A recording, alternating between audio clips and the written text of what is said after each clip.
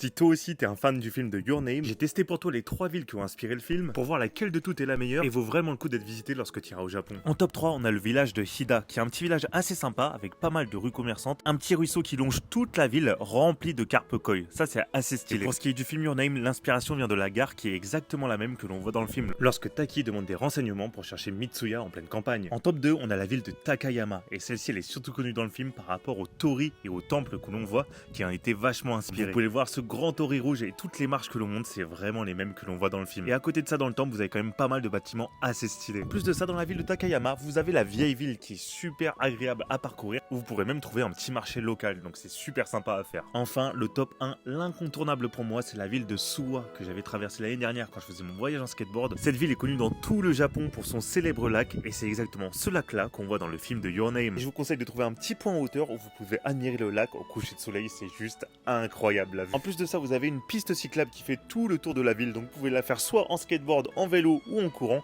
c'est vraiment stylé. Et tout autour de cette piste, vous allez trouver les 4 temples principaux de la ville, et je vous assure que eux aussi, ils valent vraiment le détour. Regardez, dans celui-là, il y a même un terrain de sumo en extérieur. Enfin, vous allez avoir plein de petits bains de pieds tout au long de la ville, en admirant la vue sur le lac, et ça aussi c'est stylé. Donc vraiment, si vous avez aimé Your Name et vous n'avez pas vraiment le temps de faire toutes les villes, choisissez Suwa, c'est un incontournable à faire. Abonne-toi!